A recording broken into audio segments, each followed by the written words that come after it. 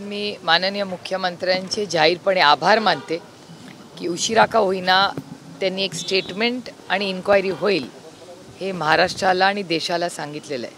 कारण का गुन्हा अतिशय गंभीर आहे. या देशामध्ये साधा एखादा फॉर्म जेव्हा शेतकरी भरतो तेव्हा 10 वेळा प्रश्न विचारले जातात आणि तो अनेक वेळा रिजेक्टही होतो मेरिटवर असताना. अशी परिस्थिती असताना एक एवढं महत्त्वाचं डॉक्युमेंट म्हणजे एक खोटा पासपोर्ट होऊ शकतो आणि त्याच्याहून आश्चर्याची गोष्ट की हा माणूस इमिग्रेशन पास करून परदेशी जातोच कसा.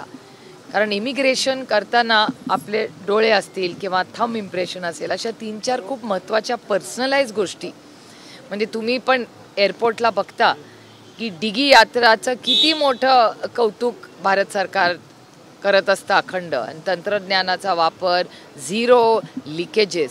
अशी परिस्थिती असताना एखादा माणूस खोटा पासपोर्ट घेऊन या देशातून फरार होऊ शकतो हे धक्कादायक आहे आणि चिंताजनक आहे. आणि त्याच्यामुळे अर्थातच या इन्क्वायरी तर इथे होईलच, पण मी केंद्र सरकारलाही MEAला जयशंकरजी आणि माननीय अमित भाई शाह यांच्यापर्यंत हा विषय नक्कीच दिल्लीपर्यंत नेणार आहे आणि दिल्लीमधून याचीही इन्क्वायरी झाली पाहिजे. कारण का ministry of external affairs he passport देते. त्याच्यामुळे हा केंद्र सरकारही ह्याच्यात त्यांनाही कळलं पाहिजे की महाराष्ट्रात अशी धक्कादायक घटना झाली आहे आणि याची इन्क्वायरी होऊन कोणीही त्याच्या जर मागे असेल त्याला अर्थातच शिक्षा ही झालीच पाहिजे. हा नॅशनल सिक्युरिटीचा इश्यू आहे. हा फक्त एका व्यक्तीचा नाही, हा it is a national security failure. आताही कबुतराचा विषय मुंबई महानगरपालिकेच्या विषयावर गाजत आहे. आज गिरगावमध्ये आम्ही गिरगावकर या संघटनेने होर्डिंग लावले. काल जैन मुनींनी वादग्रस्त वक्तव्य दिलं. दोन समुदायामध्ये तेळ वाढत चाललं. गो बॅक टू मारवाड असं पोस्टर आहे. एक तर मी ते पोस्टर पाहिलेलं नाही, त्याच्यामुळे पाहिल्याशिवाय मी काय बोलणार नाही. पण आत्ता इथे आल्यावर नागपूर शिवभोजन संचालक संघटना ही संघटना मला आत्ताच भेटली आहे. या सगळ्या ज्या महिला आहेत त्यांचं म्हणणं आहे शिवभोजन थाळीचे पैसे गेले 8 महिने त्यांना आलेले नाही आहेत आणि त्या महिला ज्या मला बोलल्या ते आणखीन धक्कादायक आणि अतिशय अस्वस्थ करणार होतं. त्या म्हणल्या त्यांच्या शिवभोजन थाळीच्या ज्या महिला आहेत ज्या चालवतात त्या आता आत्महत्या करू का असं व्हॉट्सॲप ग्रुपवर चर्चा करायला लागल्यात. मला असं वाटतं हा प्रश्न अतिशय गंभीर आहे. हे पत्र मला आत्ताच मिळालेलं आहे नागपूरमध्ये. मी उद्या म्हणजे आज रात्री मुंबईला गेल्यावर तातडीने माननीय मुख्यमंत्र्यांना हे पत्र लिहिणार आहे उद्या ह्या सगळ्यांच्या वतीने. आणि मला असं वाटतं आर्थिक मदत एक तर शिवभोजन थाळी कुणासाठी आहे, या राज्यातल्या गरीब कष्ट करणाऱ्यांसाठी आहे. चालवणाऱ्या आमच्या सुसंस्कृत कर्तृत्ववान महिलांना ही संधी होती आणि अशा वेळीस जर त्यांना 8-8 महिने पैसे मिळणार असतील तर लोकांनी जगायचं कसं. त्यामुळे हा अतिशय गंभीर प्रश्न आहे आणि शिवभोजन थाळी ही महाविकास आघाडीच्या काळात उद्धवजींच्या नेतृत्वाखाली हा सर्वसामान्य मायबाप जनतेसाठी केलेला अतिशय उत्तम उपक्रम आहे आणि ह्याला जर पैसे मिळत नसतील 8-8 महिने तर हे अतिशय चिंताजनक आहे. पुण्यामध्ये गुन्ह्याच्या घटना सातत्याने वाढत आहे. काल रात्रीच एका प्रियसीची प्रेकराने हत्या केली. ज्या चाकूने तिच्या वाढदिवसाचा केक कापला त्याच चाकूने तिची हत्या. तुमच्या प्रश्नातच माझं उत्तर आहे. तुमचा म्हणजे मीडियाचा डेटा आणि सरकारचा डेटा हा सांगतो की महाराष्ट्रात क्राईम वाढलेला आहे आणि पुणे जिल्ह्यात तर त्याहून वाढलेला आहे. म्हणजे पुणे हे शिक्षणाचं माहेरघर आहे. लोक रिटायरमेंटला करिअर करायला मुलांच्या शिक्षणासाठी पुण्याला येतात म्हणून तर पुण्याची लोकसंख्या वाढली एक विश्वासाच्या नात्याने. आणि आज पुण्यामध्ये राज्यात सगळ्यात जास्त क्राईम हा पुण्यात वाढतोय. मग कोयता गँग असेल, खून प्रकरण असतील, चेन स्नॅचिंग असेल, किती तुम्हाला गुन्हे दाखवू. आणि हे दुर्दैव आहे की सातत्याने पुण्यामध्ये ह्या गोष्टी होत आहेत. काय वाटतं तुम्हाला गुन्हेगारीचं प्रमाण पुण्यामध्ये? याचं उत्तर मला असं वाटतं आपल्याला महाराष्ट्राच्या गृहमंत्र्यांना विचारावं लागेल ना. कारण का शेवटी महाराष्ट्राचे माननीय मुख्यमंत्री हेच राज्याचे गृहमंत्री आहेत आणि त्यांच्याकडे अर्थातच रिपोर्ट येतच असतील. आणि मागे म्हणजे मी वारंवार बोलते 2 गोष्टी महाराष्ट्रात चिंताजनक आहेत. महाराष्ट्राची इकॉनॉमी म्हणजे आर्थिक परिस्थिती महाराष्ट्राची साधारण जो काही डेटा केंद्र आणि महाराष्ट्र सरकार सांगतोय त्याच्यामध्ये महाराष्ट्राची आर्थिक परिस्थिती अतिशय अडचणीत आहे. वर्ल्ड बँकचा डेटा सांगतो की सगळ्यात जास्त कर्ज घेणारा देश भारत आहे. भारताच्या नंतर तुम्ही बघत असाल महाराष्ट्राची परिस्थिती, म्हणजे एक महाराष्ट्र देशाची एक परिस्थिती, मग राज्याची एक परिस्थिती, आणि राज्याच्या परिस्थितीत वारंवार सरकारमधले मंत्री आहेत, जे कॅबिनेट मंत्री आहेत, ते सातत्याने म्हणत असतात की आमचा निधी कट केला जातो, आम्हाला सांगितलं जातं राज्याकडे निधी नाही आहेत. तर मग ही अर्थातच परिस्थिती चिंताजनक आहे. हा पहिला मुद्दा. दुसरा मुद्दा की माननीय अटल बिहारी वाजपेयी साहेबांनी फिस्कल मॅनेजमेंट ॲक्ट केला होता, FRBM ॲक्ट म्हणतात. याचा अर्थ तो नियम असा होता अटलजींनी केलेला की जेव्हा पैसे येतात आणि खर्च होतात त्याच्यामध्ये जे गॅप राहते त्याला सोप्या शब्दात फिस्कल मॅनेजमेंट म्हणतात. तर त्या फिस्कल मॅनेजमेंटमध्ये ती 3-4% पुढे जाता कामा नये, नाहीतर दिवाळखोरीकडे आपण जाऊ की येणारे पैसे आणि खर्च होणारे पैसे जर जास्त झाले तर राज्य चालणार कसं. आणि हा FRBM ॲक्ट माननीय अटलजींनी आणला, तो पुढे ताकदीने मनमोहन सिंग साहेबांच्या सरकारनेही पुढे नेला.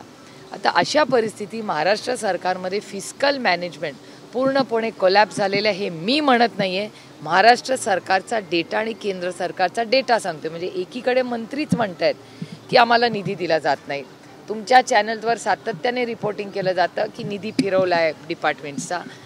फिस्कल मॅनेजमेंट ॲक्ट केंद्र सरकार आणि महाराष्ट्र सरकारचा डेटा सांगतोय की महाराष्ट्राची आर्थिक परिस्थिती अडचणीत आहे. आणि मॉनिटायझिंग सातत्याने सरकारच्या जमिनी असतील, कंपन्या असतील, हे विकण्याचा घाट हा होताना महाराष्ट्र सरकारकडून दिसतोय. आपण आपल्या घरातली चांदी किंवा सोनं कधी विकतो? जेव्हा आपण आर्थिक अडचणीत असतो. जर सरकार अशा गोष्टी विकायला लागलं याचा अर्थच होतो ना तो.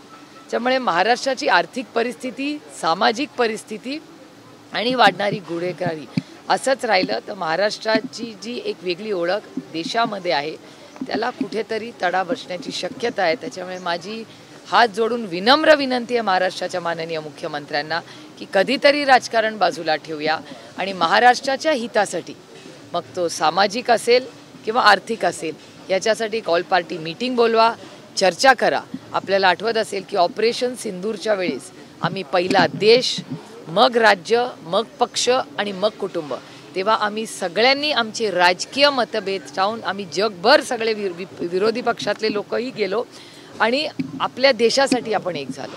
आता वेळ आहे महाराष्ट्रासाठी एक येण्याची, महाराष्ट्राच्या आर्थिक परिस्थितीसाठी आणि महाराष्ट्राच्या सामाजिक परिस्थिती. ताई, या संदर्भामध्ये प्रश्न आहे. आर्थिक परिस्थितीचा आपण उल्लेख केला, शिवभोजन थाळीचा उल्लेख केला. मुख्यमंत्री कार्यप्रशिक्षणार्थी जे आहेत त्यांचा प्रश्न चिघळलेला आहे. एकनाथ मामांच्या गावाला जाऊया असं म्हणत ते आता ठाण्याला जाणार.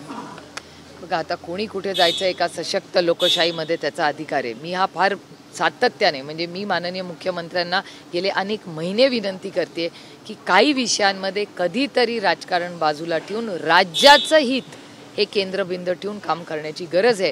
कारण का एकदा असंच जर राज्य मागे पडत राहिलं, बाकीची राज्य वेगाने पुढे चालेल. कारण का ह्या महिन्यात तुम्ही केंद्र सरकारचा डेटा पाहिला असेल तर ग्रोथच्या नंबर्स जे येत आहेत ते कमी झालेले आहेत. आज सकाळी मी नागपूरच्याच वर्तमानपत्रात वाचलेलं आहे आज सकाळी की सगळीकडे सॉफ्टवेअरमध्ये, म्हणजे इन्फोसिस असेल आणि मोठ्या कंपनीजमध्ये आणखीन हजारो नोकऱ्या कमी होण्याची शक्यता आहे. आणि ते खूप म्हणजे शांततेच्या पद्धतीने चाललेलं आहे अशी आजच्या सकाळचीच वर्तमानपत्रातली बातमी. आणि आधी आले, कारण का हिंजवडी राजीव गांधी इन्फोटेक पार्क ज्या ठिकाणी मी लोकप्रतिनिधी म्हणून काम करते त्या बारामती लोकसभा मतदारसंघात आहे. त्यामुळे तिथूनही आम्हाला ग्राउंड रिपोर्ट येत असतो आणि ह्या खूप गांभीर्याने घेण्यासाठी, अरे राजनीती चलती रहेगी, इलेक्शन्स येतील जातील, जिंकू हरू या सगळ्या गोष्टी होतील, पण राजकीय आणि सामाजिक या अडचणी जर वाढत गेल्या तर त्या राज्याच्या हिताच्या नाहीत.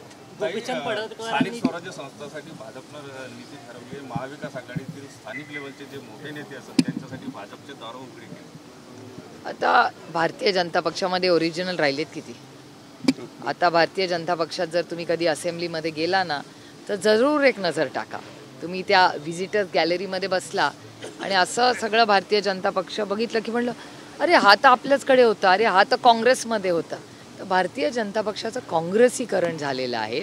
आणि मला अनेक वेळा प्रश्न पडतो की ज्या लोकांनी विरोधी पक्षात भारतीय जनता पक्षाने असताना ज्यांनी सतरंज्या उचलल्या, लाठ्या काढल्या, आंदोलनं केली, ज्यांनी तो विचार, हे बघा आपल्याला विचार पटो न पटो पण ते त्यांच्या विचाराशी निष्ठावान होते आणि त्याचा मी आदर करते. आणि मला भारतीय जनता पक्षाचे खूप मोठे नेते, माझं भाग्य की मला त्यांना जवळून पाहायची संधी मिळाली. पार्लमेंटमध्ये अटलजी असतील, अडवाणीजी असतील, सुषमाजींना मी गुरु मानते. जरी आमचे विचाराचे अगदी टोकाचे मतभेद असले तरी एक अतिशय सुसंस्कृत महिला ज्यांनी संसदेत अतिशय उत्तम काम केलं, त्यांना त्या बाबतीत मी गुरु मानते. आणि मी अनेक वेळा, ही पहिल्यांदा नाही, मी 100 वेळा हे पार्लमेंटच्या फ्लोअर ऑफ द हाऊसवर बोलले की अरुणजी असतील, सुषमाजी असतील, हे आयकॉन्स होते आमच्यासाठी. आम्ही जेव्हा पहिल्यांदा पार्लमेंटमध्ये आलो असं वाटायचं की यांनी भाषण करत जावं आणि आम्ही ऐकत राहावं, कारण का शिकलो आम्ही त्यांच्याकडून की पार्लमेंटमध्ये कसं वागायचं. त्याच्यामुळे ती भारतीय जनता पक्ष आणि आजच्या भारतीय जनता पक्षामध्ये प्रचंड एक वेगळं वातावरण आहे. मला विश्वासच बसत नाही की अरे किती चांगलं आणि सुसंस्कृत भारतीय जनता पक्ष होते. प्रकाशजी असतील, प्रकाशजी आहेत कुठे आज, आम्ही मिस करतो त्यांना. किती सुंदर ते स्पोक्सपर्सन होते. त्यामुळे काय कल्चरली झाले. आणि अर्थातच आज भारतीय जनता पक्षामध्ये काँग्रेसचे नेते हे जास्त दिसतात. जितेंद्र आव्हाडांनी कामाख्या देवीचं दर्शन घ्यायला ते गेले होते. याआधी जेव्हा की एकनाथ शिंदे तिथे गेले तर बळी दिला जातो त्या ठिकाणी असं त्यांनी म्हटलं होतं. याच्याकडे तुम्ही कसं बघता? नाही, प्रत्येक जण जो जातो तिथे थोडी बळी द्यायला जात असेल. काही लोक दर्शनाला पण जातात कामाख्याला. आता एवढे खासदार आसामला जेव्हा जातात तेव्हा सगळे खासदार काय बळी देत नाहीत, काही लोक जातात असं लोक म्हणतात. मला याची फारशी माहिती नाही, पण काही लोक म्हणतात की नुसतं जायचं आणि नमस्कार करून यायचं, आणि काही लोक बळी देतात. त्यामुळे जितेंद्र आव्हाड कदाचित नुसतं दर्शन करायला गेले असतील, आणि दर्शन करण्यात त्याच्यात काय वाईट. हे दर्शन, माझं म्हणणं आहे कुठलंही दर्शन करण्यासाठी ज्याचा आपली निष्ठा ज्याच्यावर आहे त्याचा आशीर्वाद घेण्यासाठी नेहमी माणसांनी नतमस्तक व्हावं. चांगली गोष्ट आहे. एक मिनिट एका वेळेस एकाच प्रश्नाचं उत्तर देऊ शकते. मला माहिती नाही, मी माहिती काढून तुम्हाला कॉमेंट देते. मी आहे अजून 2 तास. मी याची डिटेल घेते कारण का तो MEAचा प्रश्न आहे. मी MEAचं जर झालं असेल तर मी MEAची डिटेल माहिती घेऊन तुम्हाला नक्की बाईट देईन. कारण MEA हे इश्यूज खूप सेन्सिटिव्ह असतात. मी नेहमी जेव्हा एक्सटर्नल अफेअर्सचा विषय असतो तेव्हा नेहमी विचार शांतपणे, कारण का हा राजकीय विषय नसतो, हा देशाचा विषय असतो. त्याच्यामुळे देशाच्या बाबतीत आम्ही सगळ्यांनी संवेदनशीलपणे बोललं पाहिजे. गोपीचंद पडळकरांनी जयंत पाटलांवर जमीन हडपल्याचा आरोप केला आहे. गोपीचंद पडळकरांनी जयंत पाटलांवर जमीन हडपल्याचा आरोप केला आहे. तो टीव्हीवर कशाला करायचा? मुख्यमंत्र्यांकडे इथे करा ना, नाही तर कन्सर्न अथॉरिटीला करा. ते आरोप करायचे ना ते चॅनलवर नाही करायचे. तर या देशामध्ये हा देश भारतरत्न डॉक्टर बाबासाहेब आंबेडकरांच्या संविधानाने चालतो, कुणाच्या मनमर्जीने चालत नाही. उगाच काही आरोप करायचे आणि टीव्हीच्या समोरून यायचं असा नाही होता. यंत्रणा आहे, यंत्रणेत जा. आणि आजकाल ऑनलाईन पण कंप्लेंट करता येतं. स्थानिक स्वराज्य संस्थांच्या एवढं मोठं मी तुम्हाला खरं सांगू, मला अशा वेळेस ना अरुण जेटली साहेबांची आठवण येते. म्हणजे मीडियाने त्याचा चुकीचा अर्थ काढू नये, पण अरुणजी नेहमी सांगायचे की तुम्ही ना, हे अरुणजींचे स्टेटमेंट आहे, तुम्ही दाखवणं बंद करा, हे असलं बोलणं बंद करते. काही स्थानिक स्वराज्य संस्थेच्या निवडणुकीच्या पार्श्वभूमीवर मुख्यमंत्री म्हणाले की जिल्हा स्तरावर ते निर्णय होतील आणि मैत्रीपूर्ण लढती झाल्या तरी कटुता निर्माण होऊ नये असं ते म्हणाले. महाविकास आघाडीची काय भूमिका?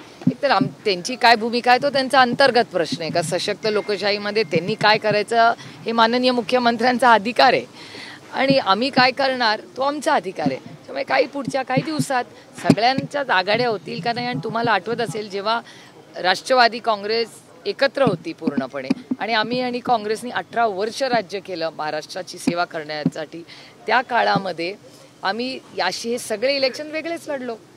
कधी आम्ही एकत्र लढलो? काँग्रेस आणि राष्ट्रवादी वेगळीच लढायची. मागच्या वेळेस तर भारतीय जनता पक्ष आणि सेना उद्धवजींच्या नेतृत्वाखाली ती पण वेगळीच लढली होती मुंबईला. त्याच्यामुळे हे इलेक्शन कार्यकर्त्यांचं असतं.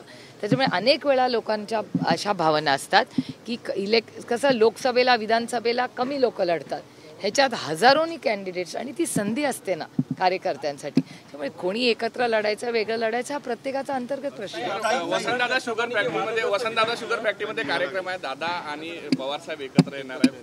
मला नाही माहिती बाबा, मी इथे नागपूरला आहे. संग्राम जगतापांनी वादग्रस्त विधान केलं, त्यानंतर अजितदादांच्या पक्षाकडनं त्यांना जे ती काढणे दाखवून नुसती नोटीस देऊन होणार नाही, पक्षातून काढून टाकायला पाहिजे. कोणीही व्यक्ती जर समाजात तेढ निर्माण करून महाराष्ट्राच्या विरोधात आणि देशाच्या संविधानाच्या विरोधात काम करत असेल तर अशा व्यक्तीवर स्ट्रॉंग ॲक्शन झाली पाहिजे. हा देश कोणाच्या मनमर्जीने चालणार नाही. हा देश भारतरत्न डॉक्टर बाबासाहेब आंबेडकरांच्या संविधानाने चालणार आणि त्यांचे जे स्टेटमेंट येत आहेत हे महाराष्ट्राच्या भारताच्या संविधानाच्या विरोधात आहे. त्याच्यामुळे ह्याच्यापेक्षा जास्त स्ट्रॉंग ॲक्शन आम्हाला अपेक्षित आहे आणि हा विषय राजकीय नाही आहे, हा सामाजिक भारताच्या आणि महाराष्ट्राच्या ऐक्याचा विषय आहे. पॅकेज जाहीर झालेला आहे, अजूनही कर्जमाफी थांबावी, तुम्हाला काय वाटते? पॅकेज जाहीर झालेलं आहे पण कर्ज वसुली सुद्धा थांबली पाहिजे. हे आमचं तर सातत्याने म्हणजे मी माननीय मुख्यमंत्र्यांना अनेक वेळा विनंती केली आहे की कर्ज वसुली ही म्हणजे सुरूच कशी होते, हा माणुसकीचा वेळ आहे आणि आम्हालाही त्याच्यात राजकारण करायचं नाही. ही राजकारण करायची वेळच नाही. आपली लोक अडचणीत येतो, आपण सगळ्यांनी उतरून त्यांच्या मदतीसाठी काम केलं पाहिजे आणि ते माय बाप सरकार आहे, म्हणजे सरकारने अर्थातच वसुलीची वेळच नाही आहे. मनसे की महिला ने मारपीट की, उसका वीडियो वायरल हुआ है, परप्रांतीय महिला उससे मारपीट की. माझी सगळ्यांनाच विनंती है, मेरी सबसे विनती है कि ये लड़ाई झगड़े ये हमें किसी को भी शोभा नहीं देते. क्यों हुआ है, क्या हुआ है, लेकिन पुलिस ने इंक्वायरी करनी चाहिए और किसी ने भी किसी से ऐसी लड़ाई नहीं करनी चाहिए. ये देश ऐसे नहीं चलेगा. ये देश सिर्फ और सिर्फ भारत रत्न डॉक्टर बाबा साहेब आम्बेडकर के संविधानों से ही चलेगा. बिहार चुनाव होल्ड हो चुके हैं. तेजस्वी यादव को अभी तक सीएम का चेहरा घोषित नहीं किया गया है. क्या एनसीपी वहाँ पे चुनाव नहीं, हम तो पूरे कांग्रेस और तेजस्वी जी के साथ पूरी ताकत से वहाँ रह लेंगे. जो भी हम यहाँ से मदद कर सकते हैं करेंगे. अगर उन्होंने बुलाया तो हम सब वहाँ भी जाएंगे. लेकिन एक बात ज़रूर है कि सीएम का चेहरा कब तय होगा वो अलायंस का एक बार फाइनल होने के बाद. बीजेपी का तय हो गया क्या फाइनल चेहरा? तो फिर राज ठाकरे 14 तारीख को चुनाव आयोग से मिलने जाने वाले हैं महाविकास आघाड़ी के साथ में, तो क्या उनका इनकमिंग हो गया है? नहीं, मेरे ख्याल से 14 तारीख को प्रेस कॉन्फ्रेंस भी है. जितने सवाल चाहिए आपके वहाँ वाले बॉम्बे वाले को रिपोर्टर को पूछ लीजिए आप. लेकिन सब 14 तारीख को सारी महाविकास आघाड़ी की पार्टियाँ और सारा विपक्ष साथ मिलके जा रहा है, क्योंकि ये सिर्फ महाविकास आघाड़ी और विपक्ष का सवाल नहीं है. ये देश हमें बहुत बड़ी विनम्रता से और दुख के साथ कहना चाहती हूँ कि इलेक्शन कमीशन को सवाल पूछना हमको अच्छा नहीं लगता, क्योंकि हमारा विश्वास था एक इंस्टीट्यूशन पे. लेकिन आज जिस तरह से ये वोट चोरी या नंबर्स का जो आ रहा है ये बहुत चिंताजनक है और सशक्त लोकतंत्र के लिए ये अच्छी बात नहीं है. थँक्यू. कबूतरखान्याविरोधात मनीषा कायदेवर नाराज आहे एकनाथ शिंदे आणि जैन समाजी नाराज. हे नाही मला माहिती आता. अजितदादांनी म्हटलंय की गायवाळा प्रकरणाला घेऊन सगळेच काचेच्या घरात राहतात. गायवाळा प्रकरणाला घेऊन सगळेच अजितदादांनी म्हटलं की सगळे पवारांनी जे आरोप केले त्याला धरून म्हटलं की सगळेच काचेच्या घरात. ते नाही मला माहिती बाई. कशावरनं ते रोहित पवारबद्दलच बोलत आहेत, ते दुसऱ्या कोणाबद्दलही बोलत असतील. असं का तुम्ही अर्थ काढता? चोराच्या मनात चांदणं माझ्या मनात नाही आहे, कारण का मला वाटतच नाही त्याच्यात रोहितच्या बद्दल ते बोलले असतील. ते कुणाबद्दल बोलले ते असतील आज दौऱ्यात कुठे तर विचारा त्यांना डायरेक्ट. काही अजितदादा सकाळी बाहेर पडतात, अधिकाऱ्यांना झापतात, असंही म्हटलं जात आहे की ते नवीन लालू यादवच्या त्या तेवरमध्ये आहेत, ते रागावतात अधिकाऱ्यांना खूप. काय लालू यादवचा काय संबंध त्याच्यात? ते पण तसंच करायचे बिहारमध्ये. लालूजी मी तुमच्याचकडून ऐकते, ते नाही मला माहिती. ते माननीय मुख्यमंत्र्यांच्या टीममध्ये आहेत. तुम्हाला माननीय मुख्यमंत्री दर आठवड्याला बोलतात. मला विचारायचे अजी, तुम्ही हे माननीय मुख्यमंत्र्यांना विचारा, कारण का त्यांच्या मंत्रिमंडळातले मंत्री आहेत ना. मुंबई में आप जयशंकर से मिलने वाले हैं क्या?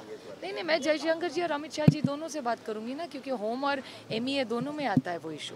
तो ministry of external affairs, passport और इमिग्रेशन, वो सारा MEA और HM के अंडर ही आएगा. तो उनसे दोनों से बात करनी पड़ेगी, क्योंकि ये नेशनल सिक्योरिटी का इशू है. ये छोटी बात नहीं है कि एक फेक पासपोर्ट बनता है, गुनहगार है, फेक पासपोर्ट बन के देश छोड़ के चला जाता है. कल आतंकवादी ऐसा करने लगे, ऐसे कैसे चलेगा? इसीलिए नेशनल सिक्योरिटी का इशू है. मुंबई में कबूतरों को दाना खिलाने की जगह. अरे भैया मुझे पता नहीं, मैं पूरा पता करके 2 घंटे के बाद जाने के पहले डिटेल बोल दूंगी.